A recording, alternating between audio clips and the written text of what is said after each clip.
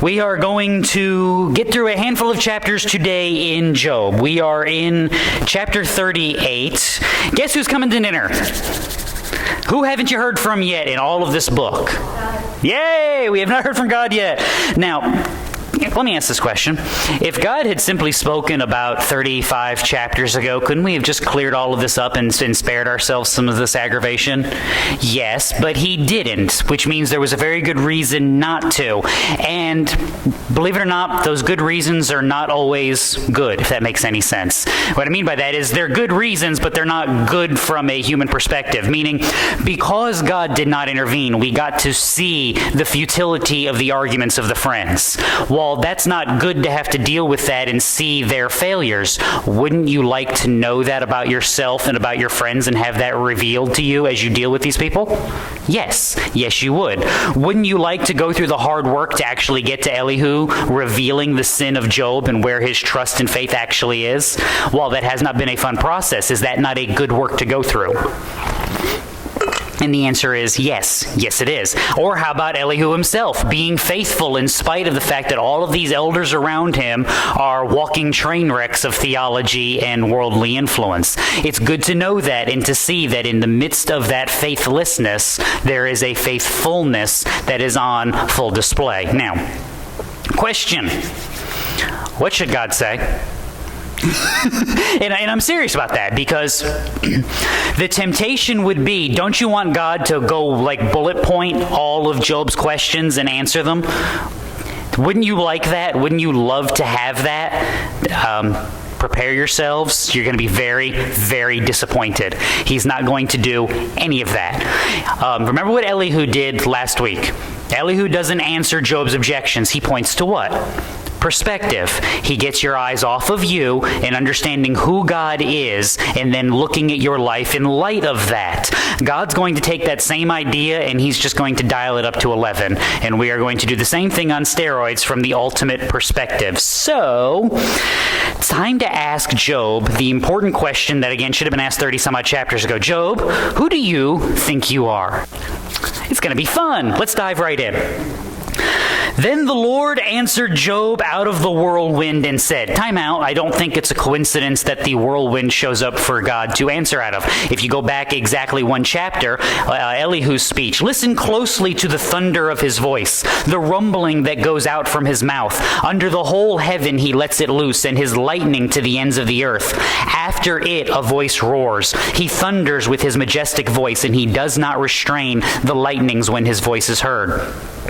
God thunders with his voice wondrously, doing great things which we cannot comprehend. For to the snow he says, fall on the earth, and to the downpour and the rain he says, be strong. So God fulfilling what has been warned about and making sure that everybody understands exactly who it is that they're dealing with here. So God answered and said, who is this that darkens counsel by words without knowledge? God just called him ignorant. And let's be honest, he's right. Hey, dumbest thing I'll say all day. You ready? God's right, guys. Who'd have thunk that one? Right, you know. But hasn't this been the consistent problem? Is everybody is wise in their own eyes. Everybody is brilliant when seen from, themselves. No one has taken into consideration that their ideas are supposed to stop at the end of their nose and that they're supposed to take something else into consideration. Remember, we've read this several times as we've gone through this book, but what is the goal of wise living? It's something like Proverbs 3. Trust in the Lord with all your heart. Do not lean on your own understanding. In all your ways acknowledge him, and he will make your path straight. Do not be wise in your own eyes. Fear the Lord and turn away from evil. I mean, why did why did the three friends stop talking? Because Job was wise in his own eyes and had justified himself. Why did Elihu wait? Because I wanted to see wisdom. Why does Job keep arguing? Because he sees them as failing. In other words, everybody's talking about who? Themselves and their own ideas. What have we been continually saying? Time out. Take a deep breath. Think. Now, how many times have I warned you about this, Christian? Why are you doing that? Whatever that may happen to be. Why do you think like that? Whatever that may happen to be. You got a Bible verse? You got a biblical principle? Are you standing upon a testimony from God? Because if you're not, as the song warns you, all other ground is sinking sand. That's literally what is going on here. Job's not going to have a leg to stand on because he's been standing on a foundation that he himself has built. And when the trials come, what will happen to it?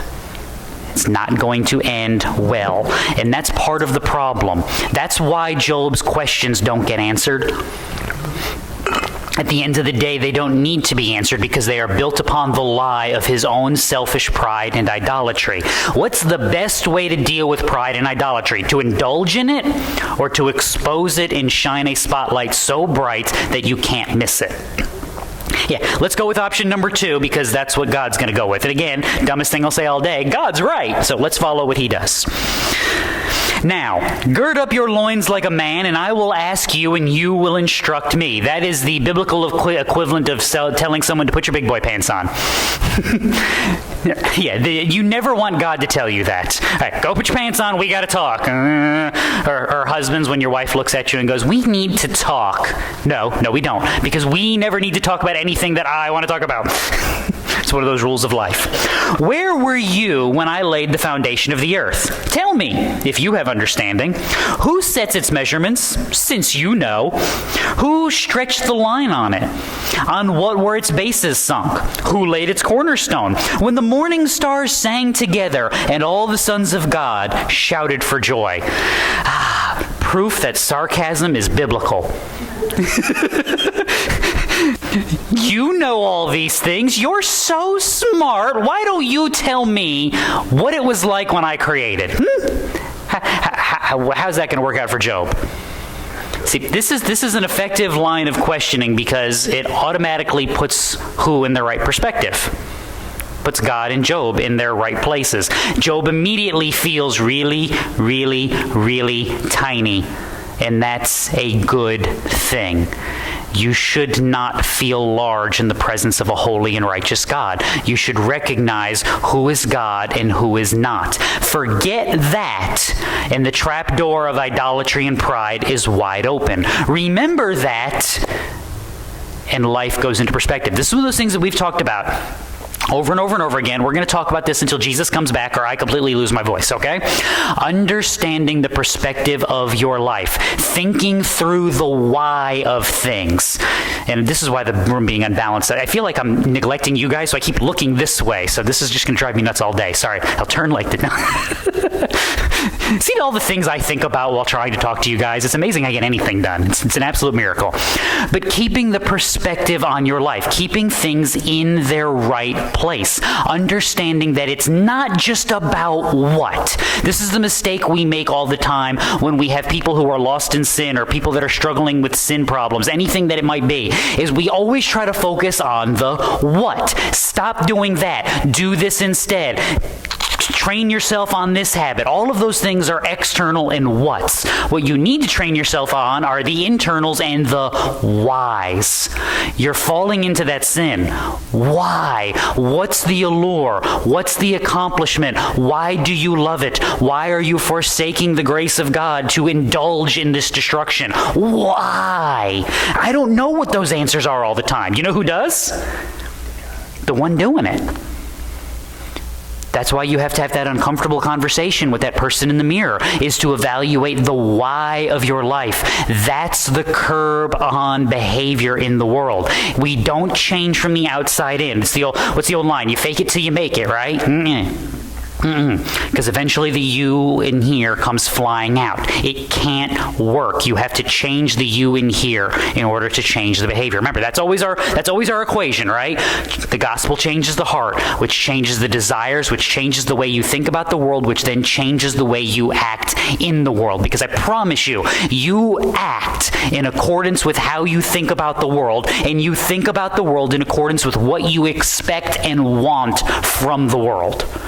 You want to get that action changed, you have to change the desires at their core inside. That's what God is doing right here for Job, is putting who you are in perspective. Because let's be honest, right now, after 20 chapters of complaining, do you think Job wants to ask God questions and get a trial? That's why this book doesn't go with God showing up, gird up your loins like a man, and I will ask, and you will answer. And Job go, good, it's about time.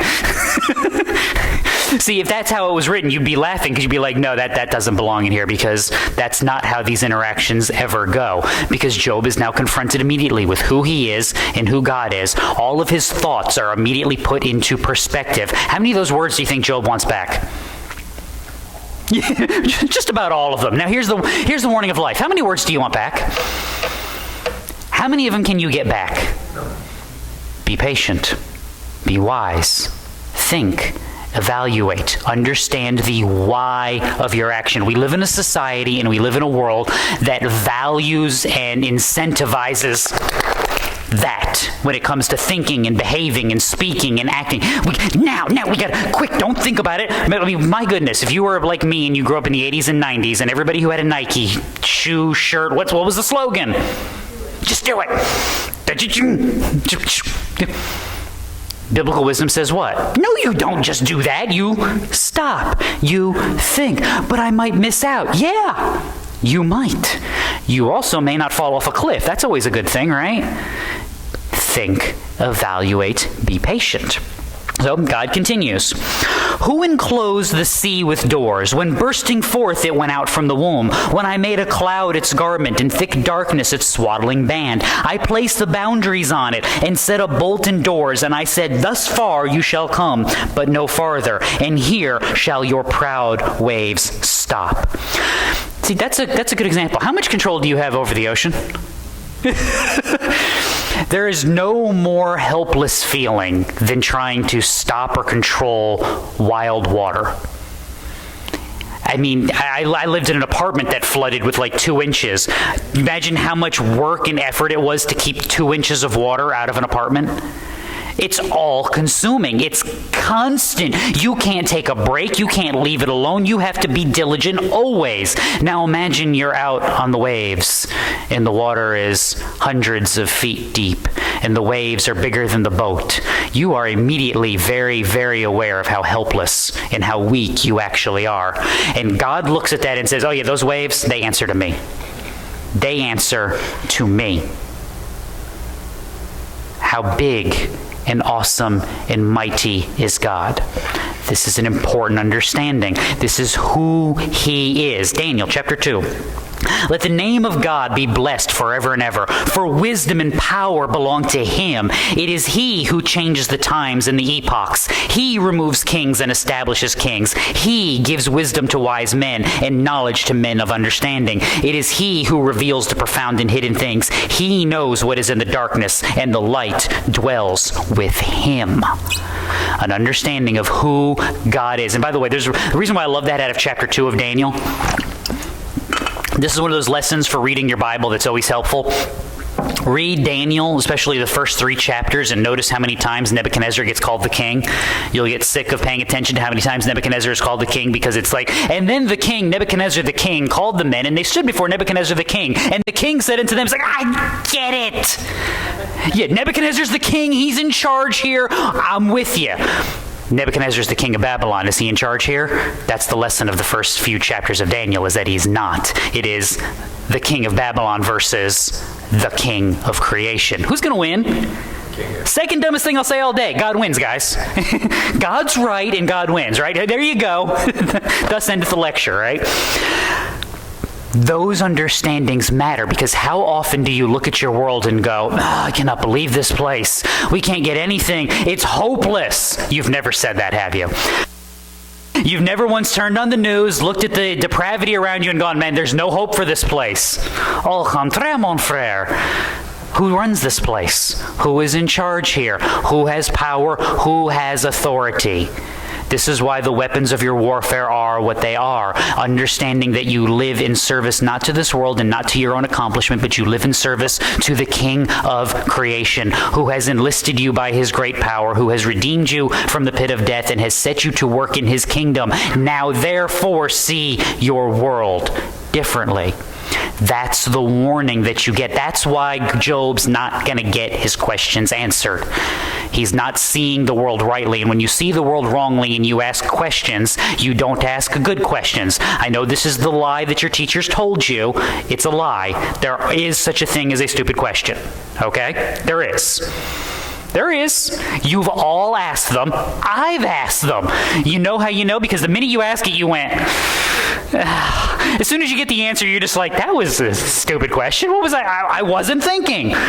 What happens when the world, built on the faulty foundation, tries to look at the world and explain things? They can't come up with the answer because they don't even know what questions to ask. Now, Christian, again, there is hope, because what separates you evaluating and asking these questions from them not evaluating and asking wrong questions? It's the accomplishments of Christ, the indwelling of the Holy Spirit based on his redeeming work. That's it. There's no other bridge. So we don't look at them and go, can you believe these hopeless people? Can you believe us? We're the really hopeless ones, and he has redeemed us, and he has strengthened us, and he has set us to work. How can we proclaim anything else? That's where your perspective is so important. Now, we are going to summarize the rest of this chapter because it's all 41 verses, and we will be here for the rest of the day. And you guys want to go to lunch at some point, I'm sure. So, can Job command creation? Let's just answer that question right off the bat. Can Job command creation? No, he cannot. Verses 12 through 15, talking about the morning, he can't control that. 16 through 18, talking about the sea again, he can't control that. 19 through 24, where does the light live, by the way? You ever tried to figure that one out? It's again why I love Ecclesiastes, because Ecclesiastes talks about living for this world as chasing after the wind. And I always encourage you to go home and try that. You know, when it gets a nice windy day, we live in the Midwest, you'll get those on occasion. Go run it down and grab hold of that wind for me and see how that works out for you. Likewise, go find the source of the light. So there your pastor just encouraged you to go to the light.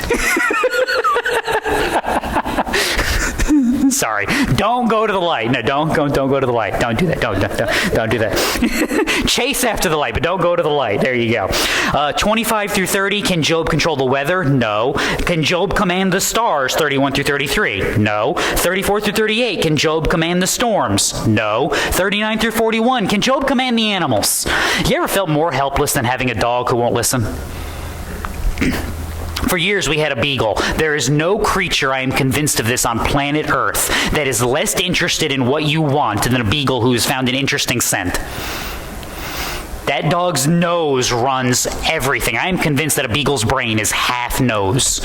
Like, that dog would get a scent and it's like, Daisy, grab her, no, Daisy. That dog would just look at you like, what? I'm working here, do you mind? And just go on. We like to think we're in charge of things. What do we really command? If you don't believe me, ask the lion tamers and the people who train the tigers. What will they always remind you of, even the circus performers? At the end of the day, as nice as it is right now, it's still what? Still a wild animal, and I need to be very, very careful. That's why there's signs all over the national parks telling you not to do what? Yeah, don't feed the animals. Oh, look, it's a sweet little buffalo. That thing weighs 2,000 pounds and will step on you without even thinking or caring. Don't feed the animals. All right? I know you didn't need to be told that, but there you go. Now, why are we asking all of these questions? What is God driving at? In the grand scheme of life, Job, what are you? I mean, in the grand scheme of things, are you a significant, powerful, wise person? You're borderline pretty close to doing what? Nothing. You are basically nothing. Now, is that where God is going to leave him? No, it is not. And that's not where you should be left either. Remember this, though, Christian. The starting point of the world is thinking of yourself rightly and realizing that in the grand scheme, in and of ourselves, we are nothing. So, chapter 39, God continues. Do you know the time the mountain goats give birth? Do you observe the calving of the deer? Can you count the months they fulfill? Do you know the time they give birth? They kneel down, they bring forth their young. They get rid of their labor pains. Their offspring become strong. They grow up in the open field. They leave and do not return to them. It's a good little description. You ever seen wild animals give birth? No, you haven't. We see it in a zoo on occasion, right? If you've ever had critters at home get pregnant, dogs or cats or whatever. But it's not like you drive down the side of the road and there's the deer giving birth on the side of the highway. And you're like, oh, look. Like all of a sudden you just show up one day, no matter how many they get hit every year, what's going to happen next year? There's going to be more deer. Where'd they come from? I don't know. How'd that happen? Well, you know how it happened. When did that happen? I don't know. You just know that what? There's now more of them. We have no idea about so many things, when they happen, how they're happening, what's going on in the world around us. Who knows all these things? God. It's not just power, it's wisdom, it's knowledge, it's insight, it's seeing. Deuteronomy 29:29, good verse to remember. The secret things belong to the Lord our God, but the things revealed belong to us and to our sons forever, that we may observe all the words of his law. What do you base your decisions on, Christian? We've made this analogy before. Ooh, I'll borrow the map because I actually have something in front of me. You ready? So to the map. You can see Dan did an awesome job. He's not here to get his kudos. He's traveling this weekend, but he did an awesome job of making this topographical so you can see divisions of the ground and stuff like that. I want to ask you a very, very important question. You ready? What's here? Yeah, but what's behind it? What's underneath it? You don't know. You're guessing. You don't know. What's the point? Is the point for you to sit here and stare at this black spot and wonder what's there? No, the point is for you to look at the map and actually see the borders, see the towns, see the divisions. There's a purpose to that, Christian. We spend so much of our lives trying to figure out the stuff we can't figure out. Exactly. Rather than building our lives in the things that we know to be true. This is a problem. We have been given a word. Hebrews 4. There is no creature hidden from his sight, but all things are open and laid bare to the eyes of him with whom we have to do. We know what is commanded of us. We know who has commanded. We know where we can go to find the truth. And yet we spend all of our time trying to do what? Figuring out the stuff that we don't know. Trust me, you've never once encountered a ministry that's spent its entire life trying to figure out when Jesus is coming back, have you? No, those never exist, right? That dude on TV be like, look, according to what's in the New York Times, Jesus is coming back on Thursday, September 32nd. There it is. I said it. It's coming through. Write that one down, right? I mean, what was that? Oh, how many years ago was that? Was it 2 or 3 years ago? We had all the blood moon stuff. See, some of you were like, oh, I remember that. Yeah. Was that 2020? 2017. Was that 17? Was it that long ago? Oh, when did the world get so old? When did I get so old? But this is, what do we keep doing? We're so interested by it. It was 5 or 6 years before that, we had the Harold Camping dude, right? Like, the world's going to end in May. Oops, I meant October. Got to get a new plug-in. We spend all of our time trying to figure out stuff we have no business trying to figure out because we don't want to deal with what's actually there. We don't want to have the conversation about the why of our lives. We don't want to think through what we're doing and who we're doing it for. So we spend all of our times being busy. Don't be busy. Be productive. Think. Evaluate. Slow and patient and accomplishing. One of the lessons I'm trying to teach both of my children. It's a lesson we try to teach baseball players when I was a coach. Slow is fast. Slow is fast. What happens when you try to do things in a hurry? This is what always happens to new people in a restaurant. Is there's a system in place. Why is the guy who's been doing it for 5 years fast at it? He's been doing it for 5 years. He's not thinking, he's just doing it. What happens when you've never done it before and now you try to do it quickly? Don't do it quickly, do it right. And then the next time you do it, you'll do it a little bit faster. And the next time you do it, you'll do it a little bit faster. And the next time you do it, you'll do it a little bit faster. Get in a hurry, you'll make mistakes. Christian, this is your life as well. The world wants this. Why?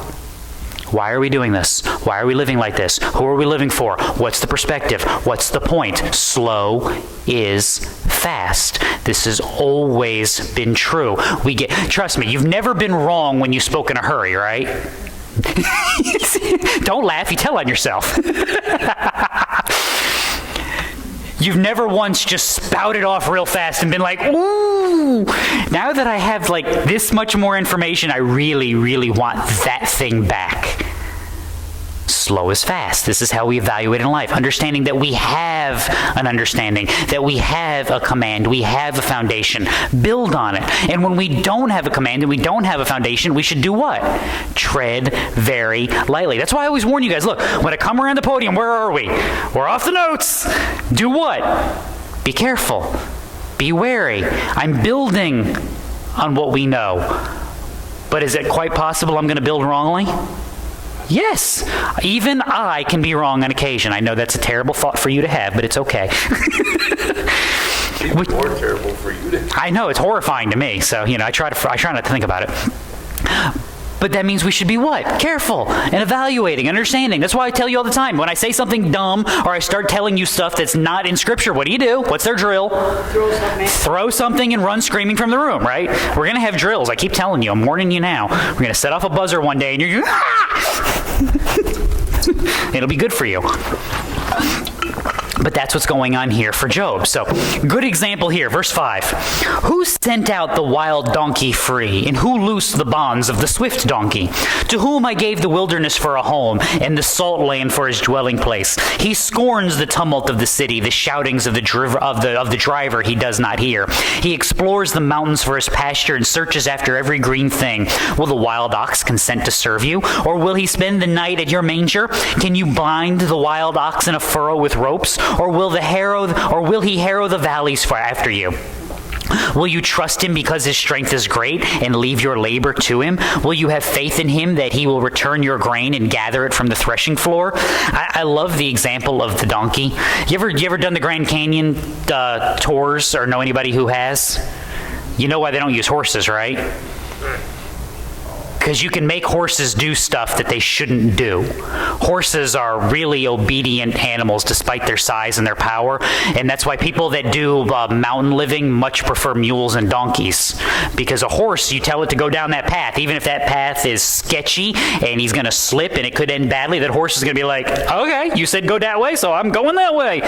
That mule or that donkey is going to be like, no, dude, can you see that? No. You can be a complete nincompoop and be like, we need to go that way. And the donkey's like, you have bumped your head and lost your mind. No, we do not need to go that way. That's why the phrase stubborn as a mule. Because you can beat it, you can curse at it, you can kick it. That thing will sit down and look at you and say, no, absolutely not. When God tells him to go, what does he do? He goes. When God gives him his pasture land, he goes, thank you. When God says you don't go farther than that, he goes, good deal. I'm in. In other words, all the things you don't control, all the things you don't command are the things that God oversees. Once again, the point, who do you think you are? Now he continues on, the ostrich, the oblivious animal. Verse 19, the horse with the mighty animal, and the free-flying birds of verses 26 through 30. Now, why do we care that all of these critters have these weird qualities about them that make them less than always useful to us, but they still answer to God? What's the point of all of these things? Matthew 10. Do not fear those who kill the body, but are unable to kill the soul. But rather, fear him who is able to destroy both soul and body in hell. Are not 2 sparrows sold for a cent? Yet not one of them will fall to the ground apart from your Father. The very hairs of your head are all numbered. Do not fear, you are more valuable than many sparrows. This is why I say don't stay at the place where I'm worthless and I'm nothing and I'm meaningless before God. What's God doing in these chapters? He's talking to Job. Do you talk to meaningless things? I mean, other than your complete, lack of self-awareness on occasion. Like, do you argue with your hairbrush? I joke about arguing with the TVs. Does it do me any good to argue with the television? I mean, I'm never going to win the argument. Now, granted, I can't lose the argument either. I argue with Steve a lot. Yeah, you've never argued with your phone. I mean, I threatened my tablet in Sunday school this morning. Lou caught me. I put it down. It didn't do what I wanted. I shook my fist at it, and then it did what I wanted. See, you got to treat electronics right on occasion. You got to let them know who's boss around here. See, we laugh at this because we both know when I shake my fist at my tablet, did I accomplish anything? No. When I yell at my phone, did I accomplish anything? No. When I argue with the TVs, do I accomplish anything? No, because it's a pointless endeavor. In the grand scheme of things, they don't matter. God's talking to Job. For all his nothingness, for all Job's worthlessness, for all his tininess before God, God is still speaking to him because this matters. His creation matters. Go all the way back to Genesis. God created man in his own image. In the image of God, he created him. Male and female, he created them. You matter because of who you are before God.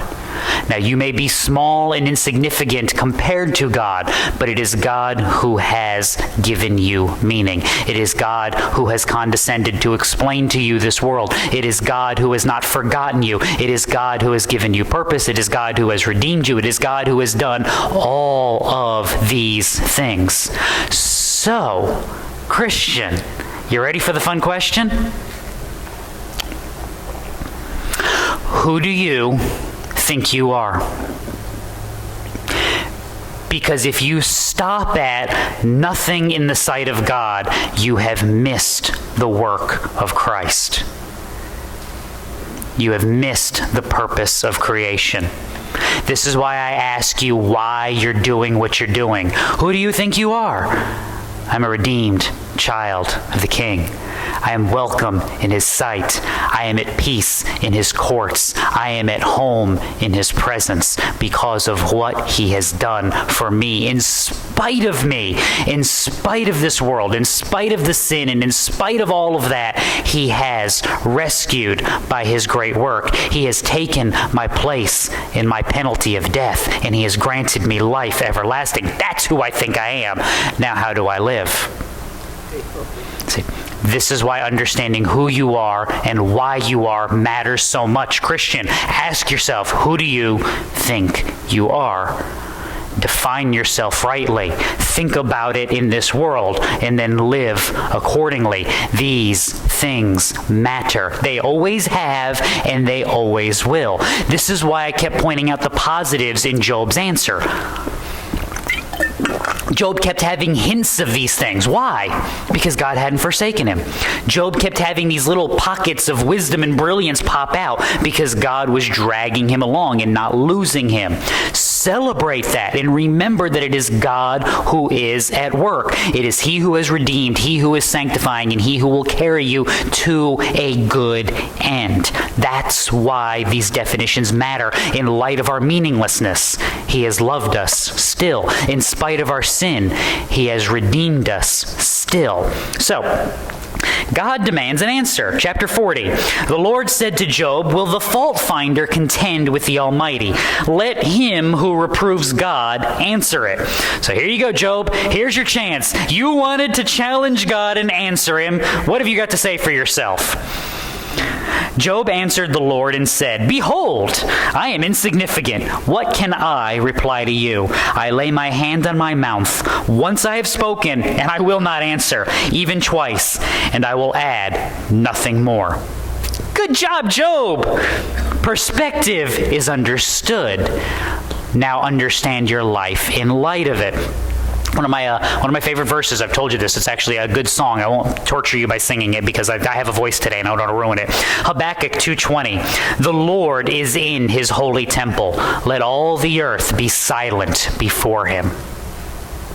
Matters. Understanding that when we are angry with him, our problem has extended beyond just our circumstances. It has extended to how we see the world and who we think we are at our core. We have messed up by making God in our image and not understanding that we are made in his image. So, Job has understood the folly. Job has seen the error of his ways. We're done here, right? No, we are not done here, because God is going to beat a dead Job, I guess would be the best way to describe it, and continue on. Then the Lord answered Job out of the storm and said, "Now gird up your loins like a man. I will ask you, and you instruct me." Just in case, you thought Job was right there on the cusp of it. No, we're not done yet. "Will you really annul my judgment? Will you condemn me that you may be justified?" That's not a good place to be, is it? But if you stop and think, is that not a pretty good summary of what Job's entire complaint history has been? I want to stand before God. I want to have my case heard so that when my case is presented before God, God can declare me not guilty, and all of you people who have accused me will see that I was the good one. It's like trying to be the one sibling getting kudos before your parents. Like, I'm the good child. It's all those other siblings you had after me that are terrible. So you've never once said that about your brothers and sisters, have you? Not even a little bit.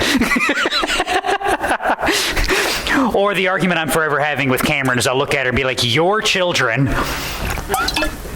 My children don't act like that, but your children, yeah, that's what's going on today. It's never good when you get the phone call, "Your child." Oh, what did they do this time? I feel like I'm being called by the principal again. Your child has done this. Do you have an arm like God? Can you thunder with a voice like his? Of course, the answer to that is what? No. Again, this is part of the lesson of creation. Daniel 4, one of my favorite understandings of this. Nebuchadnezzar, at the end of all his bragging, his dominion, talking about God, is an everlasting dominion, and his kingdom endures from generation to generation. All the inhabitants of the earth are accounted as nothing, and he does according to his will in the host of heaven and among the inhabitants of earth. And no one can ward off his hand or say to him, "What have you done?" Now, once again, stop, Christian. How do we know God is good? This is one of those foundational arguments from the atheist, right? God is not good. Look at all the evil of the world. Okay. If I gave you that kind of power for 45 minutes, what would you do with it? I'm serious. Because let's be honest, when we lie to ourselves, we say what? You give me the power and wisdom of God for an hour. Here's all the wonderful things that I could do, right? Let's be honest. How many people would you kill? How many scores would you settle? How many arguments would you win? How many wrongs would you try to set right from your point of view? Power corrupts, and absolute power corrupts absolutely. God has had that power from eternity. You're breathing. What did you deserve? You didn't receive it. What does your sin warrant? You haven't received it. This is part of the character of God. This is the understanding of his righteousness and his mercy working together. Always remember the two sides of the coin, right? When we only keep flipping to one side and we see judgment and wrath and destruction, there's mercy and grace and redemption in the midst of those things. It's the message of the prophets. The Babylonians are coming to kill and destroy and pillage and burn everything to the ground, and yet God will send some of you into exile. The Assyrians are coming, and they're going to pillage and burn and destroy and tear everything to the ground. And God will redeem some of you in the midst of that. There is judgment for sin, yes. There's redemption in God at the same time. Always remember, there were 8 souls on the ark. God's judgment is measured. It is right. That is how you know he is a good God.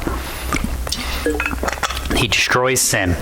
He ends corruption, finally in his kingdom, yes. And in the meantime, he is still providing mercy and grace in spite of us. That is why, again, keeping your perspective is so important. Realizing that it is this level. Say, there it goes. It's messing with me now. I knew I spoke about it. Realizing that it is this power that we have no answer for, that we cannot turn back, that we cannot argue with. He could crush us at a moment, and he dies for us. And he redeems us, and he loves us, and he strengthens us, and he carries us forward to a good end. This matters. God continues. Adorn yourself with eminence and dignity. Clothe yourself with honor and majesty. Pour out the overflowings of your anger, and look on everyone who is proud and make him low. Look on everyone who is proud and humble him. Tread down the wicked where they stand. Hide them in the dust together. Bind them in the hidden place. Then I will also confess to you that your own right hand can save you. Can Job accomplish those things? Can Job bring justice? No. Can Job bring righteousness to the planet? No. Can God? Yes. But he hasn't done it yet. Look at all the sin. If you want all the sin to go away, what also has to go away? I mean, what's the quickest way to get rid of all the sin? Get rid of all the people. Get rid of all the people. No more people. No more sinning. Oops. You know who's part of all the people, don't you? I am. I don't know about you, but I'm rather fond of me. I assume you're rather fond of you. You would like to not be smited today. I got myself twisted the other day. Always, we want to talk about the fun of the English language. Being smited is bad. Being smitten is good. And I got myself all twisted up on which one was which. I'm like, no, we need to smite. Because it sounds like it should be smitten, right? Shouldn't you, like you were going to smite someone and they will have been smitten? No, those don't mean the same thing. They will have been smited. So I'm big on not being smited, and I'm just going to keep saying that because I'm having too much fun with it now. Which means I'm big on him not destroying me this week, or next week for that matter. Like, I'd be okay if we don't destroy me for a really long time. I'm really okay with that plan. That's why you haven't seen justice yet, Christian, because God is not wishing for any to fall, but for all to come to the knowledge of repentance. That's what 2 Peter is warning you about. Which means when we look at the world around us, we shouldn't look with condemnation. We should look with pity. We know what the end for this sin is. We know what the end for the world is apart from Christ. What do we want? Because there but for the grace of God go I. Now, in his infinite wisdom and justice, is there coming a day when that sin will be undone? Yes. Will we rejoice at that day? Also yes, because God's justice will be done and we will rejoice in the presence of his mercy. But Christian, realize that we don't have the power in the here and now, and that is why we build our lives upon him and not on ourselves. If I could speak English, we would be all set. We don't build our powers on ourselves. We build our lives upon his word, his instruction, his command, because that is how we are supposed to be living, not the other way around. God continues. Behold now, here's where Job gets fun, and we don't have enough time to try to dig into all of this, but behold now Behemoth, which I made as well as you. I would really love for you guys to picture this in your mind. You ready? I've had this argument with 2 children in the last couple of months. One of them wasn't mine. So if you want to have some fun, I want you to picture this in your mind, okay, and tell me what you came up with. Behold now Behemoth, with which I made as well as you. He eats grass like an ox. Behold now his strength in his loins, in his, midsection.